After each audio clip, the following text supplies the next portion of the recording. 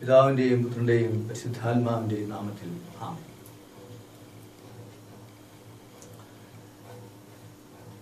Charismatic നവീകരണത്തിലൂടെ വിശുദ്ധ ഗ്രന്ഥ പാരായണത്തിന്റെ ചൈതന്യം ഒത്തിരി വളർന്നിട്ടുണ്ട്.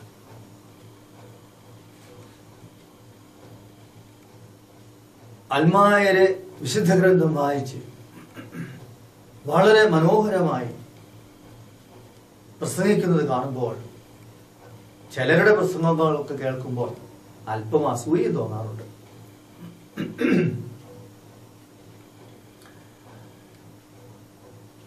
ഈ വിശുദ്ധ ഗ്രന്ഥത്തിന്റെ കേന്ദ്രം, ഈ വിശുദ്ധ ഗ്രന്ഥത്തിന്റെ ഉറവിടം എന്താകുന്നു എന്ന് ചോദിക്കുമ്പോൾ, ചിന്തിക്കുമ്പോൾ നമുക്കൊരു ഉത്തരമേ ഉള്ളൂ. വിശുദ്ധ ഗ്രന്ഥത്തിന്റെ കേന്ദ്രം, വിശുദ്ധ ഗ്രന്ഥത്തിന്റെ ഉറവിടം അത് പരിശുദ്ധ കുർബാനയാണ്. പരിശുദ്ധ കുർബാനയില്ലെങ്കിൽ സത്യത്തിൽ വിശുദ്ധ ഗ്രന്ഥത്തിന് അർത്ഥമില്ല. കാരണം വിശുദ്ധ ഗ്രന്ഥം ദൈവത്തിന്റെ ജീവിതം സന്ദേശമായി, ലിഖിതമായി പരിശുദ്ധാരൂപി കാലാകാലങ്ങളിൽ നമുക്ക് നൽകിയിട്ടുള്ളതാണ്. പക്ഷേ ദൈവത്തിന്റെ രേഖപ്പെടുത്തപ്പെട്ട വചനങ്ങൾക്ക് ജീവനുണ്ടാകുന്നത് അത് ജീവിക്കുമ്പോഴാണ്. ദൈവം ജീവിക്കുമ്പോഴാണ്. ദൈവം ജീവിച്ചത്, രേഖപ്പെടുത്തപ്പെട്ടതാണ് വചനമെങ്കിൽ അത് ഇന്നും തുടരുകയാണ്, തുടരേണ്ടതാണ്. അല്ലെങ്കിൽ ആ വചനത്തിന് ജീവനില്ല. നമ്മുടെ സാധാരണ ഭാഷയിൽ പറഞ്ഞാൽ, വാചകം അടിച്ചാൽ പോരാ, ജീവിക്കണം. ജീവിതത്തിന്റെ ആധികാരികതയില്ലാത്ത വചനപ്രഘോഷണങ്ങളെ ജനം ഇന്ന് സ്വീകരിക്കുന്നുമില്ല. അതുകൊണ്ടാണ് പറയുക, വിശുദ്ധ ഗ്രന്ഥത്തിന്റെ ഉറവിടം, വിശുദ്ധ ഗ്രന്ഥത്തിന്റെ കേന്ദ്രം അത് പരിശുദ്ധ കുർബാനയാണ്. ഈ ആശയത്തെ വിശുദ്ധ ഗ്രന്ഥത്തിന്റെ പേജുകളിലൂടെ തന്നെ കടന്നുപോയിക്കൊണ്ട് വ്യക്തമാക്കാനായിട്ട് ആഗ്രഹിക്കുകയാണ്. ഉൽപ്പത്തി പുസ്തകത്തിലെ പ്രപഞ്ച സൃഷ്ടിയിൽ ദൈവം പറുദീസായിൽ അറിവിന്റെ വൃക്ഷവും നട്ടു, നിത്യജീവന്റെ വൃക്ഷവും നട്ടു. നിത്യജീവന്റെ വൃക്ഷം എന്നുള്ളതാണ് ആദ്യം പറയേണ്ടത്. പക്ഷേ സാധാരണ നിത്യജീവന്റെ വൃക്ഷത്തെക്കുറിച്ച് അധികമൊന്നും പറയാറില്ല. അതുകൊണ്ടാണ് ഞാൻ അറിവിന്റെ വൃക്ഷമെന്ന് ആദ്യം പറഞ്ഞു വെച്ചത്. ഇത് വിശദീകരിച്ച് പറയേണ്ട ഒരു വിഷയമാണ്. പക്ഷെ എങ്ങനെയാണ് പരിശുദ്ധ കുർബാന വിശുദ്ധ ഗ്രന്ഥത്തിന്റെ കേന്ദ്രമായിട്ട് തീരുന്നത് എന്ന വിഷയത്തിന് മാത്രം ഊന്നൽ കൊടുത്തുകൊണ്ട്, സമയത്തിന്റെ പരിമിതി നിൽക്കുന്നത് കൊണ്ട് ഞാനത് ഒത്തിരി വിശദീകരിക്കുന്നില്ല. ദൈവത്തിന്റെ രക്ഷാകര പദ്ധതിയിൽ ദൈവം ആഗ്രഹിച്ചത് ആദിമാതാപിതാക്കൾ അറിവിന്റെ വൃക്ഷത്തിന്റെ ഫലം ഭക്ഷിച്ചുകൊണ്ട് സ്വതന്ത്രമായ അറിവോടും സമ്മതത്തോടും കൂടി ജീവന്റെ വൃക്ഷത്തിൽ നിന്ന് ഫലം ഭക്ഷിക്കണം. അങ്ങനെ നിത്യജീവിതത്തിലേക്ക് അവർ പ്രവേശിക്കണം. പക്ഷേ സാത്താൻ തന്ത്രപൂർവം, നുണയന്റെ പിതാവ് തന്ത്രപൂർവം പറഞ്ഞു, അറിവിന്റെ വൃക്ഷം അത് ജീവന്റെ വൃക്ഷമാണ്, നിങ്ങൾ അത് ഭക്ഷിച്ചാൽ ദൈവത്തെ പോലെയാകും. ആദ്യ മാതാപിതാക്കൾ അത് വിശ്വസിച്ചു. അങ്ങനെ ദൈവത്തിന്റെ രക്ഷാകര പദ്ധതി തകർക്കപ്പെട്ടു. മനുഷ്യനുമായി ദൈവം പങ്കുവെക്കാനായിട്ട് ആഗ്രഹിച്ച നിത്യജീവിതം അവന് നഷ്ടമായി. അതുകൊണ്ട് മനുഷ്യനുമായി നിത്യജീവൻ പങ്കുവെക്കാനായി ദൈവം തന്നെ മനുഷ്യനായി അവതരിക്കാൻ തീരുമാനിച്ചു. രക്ഷകനെ വാഗ്ദാനം ചെയ്തു. രക്ഷകനെ വാഗ്ദാനം ചെയ്തത് എന്തിനു വേണ്ടിയാണ്? മനുഷ്യന്റെ പാപത്തിന് പരിഹാരം ചെയ്തുകൊണ്ട് അവന് നിത്യജീവൻ നൽകണം. അതുകൊണ്ട് രക്ഷാകര പദ്ധതിയുടെ ആരംഭത്തിൽ തന്നെ ആരംഭിച്ചതാണ് പരിശുദ്ധ കുർബാന രഹസ്യം. ഈ കുർബാന രഹസ്യം രക്ഷാകര സംഭവത്തിൽ, ചരിത്രത്തിൽ വെളിപ്പെട്ടു നിൽക്കുക അബ്രാഹത്തിന്റെ വിളിയോടുകൂടിയാണ്. ദൈവം അബ്രാഹത്തെ വിളിച്ചപ്പോൾ അബ്രാഹവുമായി ദൈവം ഉടമ്പടി ചെയ്തു. രക്തത്തിലുള്ള ഉടമ്പടി അബ്രാഹത്തിൽ നിന്ന് ആവശ്യപ്പെട്ടു. മനുഷ്യൻ പാപം വഴി നഷ്ടമാക്കിയ ഉടമ്പടി ബന്ധത്തിലേക്ക് ദൈവം പരിശുദ്ധ കുർബാനയിലൂടെ നൂറ്റാണ്ടുകൾക്ക് ശേഷം കൊണ്ടുവരാൻ ശ്രമിച്ചപ്പോൾ അതിന്റെ ചരിത്രം ആരംഭിക്കുന്നത് അബ്രാഹവുമായുള്ള ഉടമ്പടി ബന്ധത്തിലൂടെയാണ്. ഉൽപ്പത്തി പുസ്തകം 15-ാം അധ്യായം വിശദീകരിച്ച് വായിക്കേണ്ടതുണ്ട്. 100-ാം വയസ്സിലെ വന്ധ്യയായ സാറായിൽ നിന്ന് ജനിച്ച ഇസഹാക്കിനെ ബലിയർപ്പിക്കാനായിട്ട് ദൈവം ആവശ്യപ്പെട്ടു. മകനെ ബലിയർപ്പിക്കാൻ തയ്യാറായപ്പോൾ ദൈവം കുഞ്ഞാടിനെ കൊടുത്തു. ഇതൊക്കെ വെറും ഇതിഹാസമായിട്ടോ കഥയാക്കിയോ മാറ്റിവെക്കാനുള്ളതല്ല. വിശുദ്ധ ഗ്രന്ഥത്തിലെ ചരിത്രത്തിലെ ചില കാര്യങ്ങളൊക്കെ ചരിത്രമാണ്, ചിലതൊക്കെ ഭാവനയാണ്, കഥയാണ് എന്ന് പറഞ്ഞാൽ അത് ശരിയാകില്ല. അബ്രാഹവുമായുള്ള ദൈവത്തിന്റെ ഉടമ്പടിയും അബ്രാഹത്തോട് ഇസ്ഹാക്കിനെ ബലിയർപ്പിക്കാൻ പറഞ്ഞതൊക്കെ പരിശുദ്ധ കുർബാനയാകുന്ന യാഥാർത്ഥ്യത്തിന്റെ നിഴലുകളാണ്. ദൈവം അബ്രാഹവുമായി നടത്തിയ ഉടമ്പടിയും ദൈവം അബ്രാഹത്തോട് ആവശ്യപ്പെട്ട ബലിയും അർത്ഥവത്തായി തീരുന്നത് അത് പരിശുദ്ധ കുർബാനയുടെ നിഴലുകളാണെന്ന് അംഗീകരിക്കുമ്പോൾ മാത്രമാണ്. ഈജിപ്തിന്റെ അടിമത്തത്തിലായിരുന്ന ഇസ്രായേൽ ജനത്തോട് അവരെ മോചിപ്പിക്കാനായിട്ട് ദൈവം പറഞ്ഞത് പെസഹ ആചരിക്കണം എന്നാണ്. കുഞ്ഞാടിനെ കൊന്ന് അതിന്റെ രക്തം വാതിലിന്റെ കട്ടിളപ്പടിയിൽ തെളിക്കണമെന്നാണ്. എന്തുകൊണ്ട് പെസഹ ആചരിക്കാൻ പറയുന്നു? എന്തുകൊണ്ട് പെസഹ വർഷം തോറും ആചരിക്കാനായിട്ട് പറയുന്നു? എന്തുകൊണ്ട് കുഞ്ഞാടിന്റെ രക്തം തെളിക്കാനായിട്ട് പറയുന്നു? കുഞ്ഞാടിന്റെ രക്തം തെളിക്കപ്പെട്ട ഭവനങ്ങൾ സംഹാരദൂതനിൽ നിന്ന് രക്ഷിക്കപ്പെട്ടു.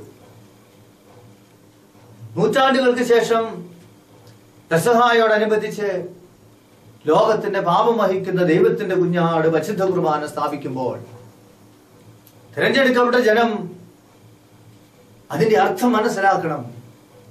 ദൈവം ആദിജാതനായ ഇസ്രായേലിനെ പരിശുദ്ധ കുർബാനയെ മനസ്സിലാക്കാനായിട്ട് നൂറ്റാണ്ടുകളിലൂടെ ഒരുക്കിക്കൊണ്ടുവരികയായിരുന്നു. സീനായ മലയിലെത്തിയ ഇസ്രായേൽ ജനവുമായി ദൈവം വീണ്ടും കൽപ്പനകൾ നൽകിക്കൊണ്ട് ഉടമ്പടി നവീകരിച്ചു. മോസസ് മൃഗത്തിന് രക്തം തെളിച്ചുകൊണ്ട് ഉടമ്പടിക്ക് മുദ്ര വെച്ചു.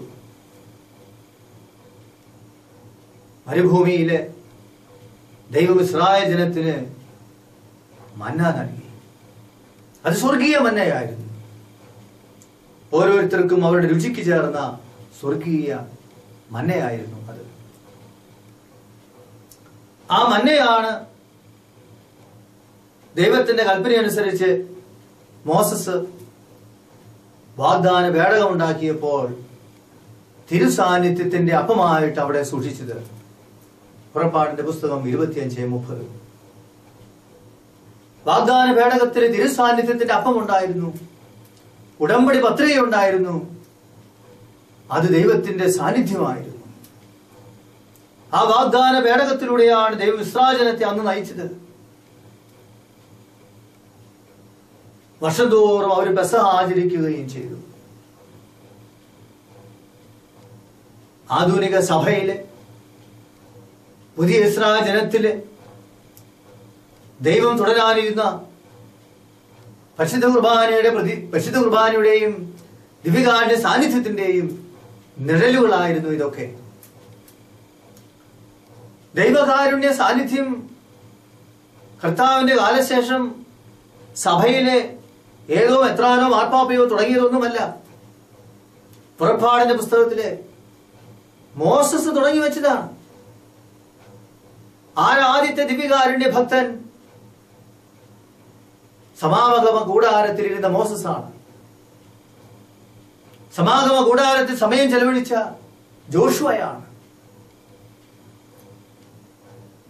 വാഗ്ദാന പേടകം ദിവ്യകാരുണ്യ സാന്നിധ്യത്തിന്റെ നിഴലായിരുന്നു. ഏലിയ പ്രവാചകന്റെ ബലിയിലൂടെ ദൈവം ബലിയുടെ ശക്തി വെളിപ്പെടുത്തി. മലാഖിയ പ്രവാചകൻ പറഞ്ഞു വെച്ചു, പ്രഭാതം മുതൽ പ്രദോഷം വരെ അർപ്പിക്കപ്പെടുന്ന ധൂപാർപ്പണവും ബലിയർപ്പണവും. ഞാൻ വളരെ വളരെ ചുരുക്കമായിട്ടാണ് ഈ ആശയത്തെ ഇവിടെ അവതരിപ്പിക്കുക. വിശുദ്ധ ഗ്രന്ഥത്തിന്റെ ആദ്യ ഭാഗം സാധാരണ പറയാറുള്ളത് പഴയ നിയമം എന്നാണ്. അത് പരിശുദ്ധ കുർബാന കേന്ദ്രീകൃതമാണ്. കാരണം അബ്രാഹവുമായിട്ടുള്ള ഉടമ്പടിയും പെസഹ ആഘോഷവും സ്വർഗീയ മന്നായും വാഗ്ദാന പേടകവും മാറ്റിക്കഴിഞ്ഞാൽ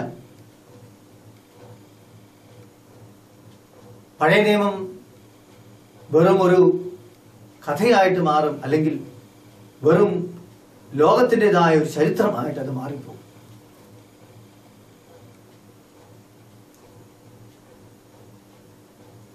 ദൈവത്തിന്റെ കൽപ്പന പ്രകാരം പെസഹ ആചരണവും ജെറുസലേം ദേവാലയത്തിലെ തുടർന്നു. വാഗ്ദാന പേടകവും അവിടെ പ്രതിഷ്ഠിക്കപ്പെട്ടു. സമയത്തിന്റെ പൂർണ്ണതയിൽ ഇതാ ലോകത്തിന്റെ പാപം വഹിക്കുന്ന ദൈവത്തിന്റെ കുഞ്ഞാട് അമ്മയുടെ ഉദരത്തിൽ വെച്ച് ഈശോ മിശിഹായെ അനുഭവിച്ചറിഞ്ഞ സ്നാപയോഹന്നാൻ മാമോദിസ സ്വീകരിക്കാനായിട്ട് വന്ന ഈശോയ്ക്ക് നൽകിയ പേര് ലോകത്തിന്റെ പാപം വഹിക്കുന്ന ദൈവത്തിന്റെ കുഞ്ഞാട്. കുഞ്ഞാട് എന്ന് പറയുമ്പോൾ ആബേൽ ബലിയർപ്പിച്ചത് കുഞ്ഞാടിനെയാണെന്ന് നമ്മൾ ഓർക്കണം. അബ്രാഹത്തിന് ബലിയർപ്പിക്കാനായിട്ട് നൽകിയത് കുഞ്ഞാടിനെയാണെന്ന് ഓർക്കണം. പെസഹായ്ക്ക് ബലിയർപ്പിക്കാനായിട്ട് പറഞ്ഞത് കുഞ്ഞാടിനെയാണെന്ന് ഓർക്കണം. ഇസ്രായേൽ ജനം കുഞ്ഞാടിന്റെ ശരീരത്തിൽ കൈവച്ചുകൊണ്ട് അതിനെ മരുഭൂമിയിലേക്ക് വിട്ടു. ഇവിടെയെല്ലാം കുഞ്ഞാടിനെ കുറിച്ചുള്ള ആശയങ്ങളും കൂടി നമ്മൾ മനസ്സിലാക്കണം. സ്വർഗീയ ദർശനത്തില് സ്വർഗീയ കുഞ്ഞാടിനെയാണ് യോഹന്നാൻ ശ്ലീഹ ദർശിക്കുക.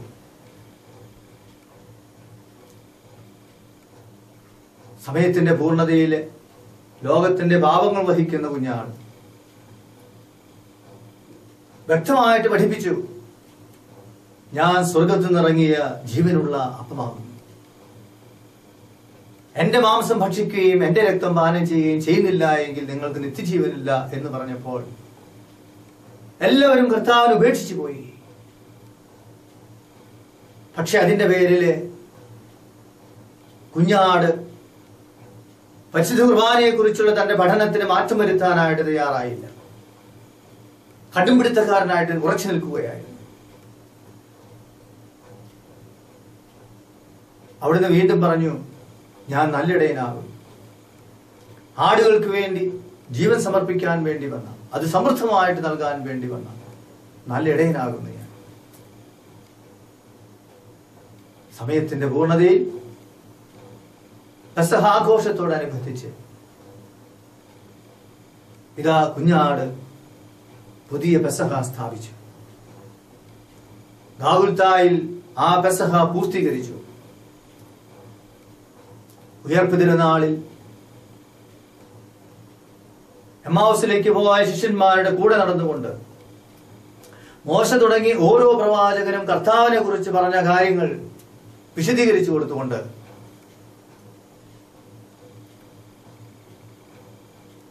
ക്രിസ്തുവിലാണ് എല്ലാം പൂർത്തീകരിക്കപ്പെട്ട് നിൽക്കുന്നത് എന്ന് ബോധ്യപ്പെടുത്തിയതിനു ശേഷം പരിശുദ്ധ കുർബാനയിലൂടെ അവരുടെ കണ്ണുകൾ തുറന്നു. സ്വർഗാരോഹണ വേളയിൽ ഈശോ പറഞ്ഞു, ലോകാവസാനം വരെ ഞാൻ നിങ്ങളോടുകൂടി ഉണ്ടായിരിക്കും. സ്വർഗാരോഹണം അത് ഭൂമിയിൽ നിന്ന് സ്വർഗത്തിലേക്കുള്ള യാത്രയല്ലായിരുന്നു. സ്വർഗാരോഹണം ചെയ്ത കർത്താവ് സഭയിൽ തന്റെ സാന്നിധ്യം നൽകുകയായിരുന്നു. കൗദാശിക സാന്നിധ്യം നൽകുകയായിരുന്നു. അങ്ങനെ നോക്കുമ്പോൾ വിശുദ്ധ ഗ്രന്ഥത്തിന്റെ കേന്ദ്രമായി ഉറവിടമായി നിൽക്കുന്നത് പരിശുദ്ധ കുർബാനയാണ്. കുർബാനയെ മാറ്റി നിർത്തിക്കൊണ്ട് തിരുവചനത്തെ മനസ്സിലാക്കാൻ, തിരുവചനത്തെ വിശദീകരിക്കാൻ നമ്മൾക്ക് സാധിക്കുകയില്ല. സാധിച്ചെങ്കിൽ തന്നെ അത് തിരുവചനത്തോട് കാണിക്കുന്ന അവഹേളനമായിരിക്കും. എല്ലാ തിരുവചനങ്ങളെയും ദൈവം രക്ഷാകര പദ്ധതിയുടെ ആരംഭത്തിൽ കണ്ടിട്ടുള്ള പരിശുദ്ധ കുർബാന കേന്ദ്രീകൃത രക്ഷാകര പദ്ധതിക്ക് അനുസൃതമായി കുർബാന കേന്ദ്രീകൃതമായി കാണാൻ പരിശുദ്ധാരൂപി നമ്മൾക്ക് പ്രചോദനം നൽകട്ടെ.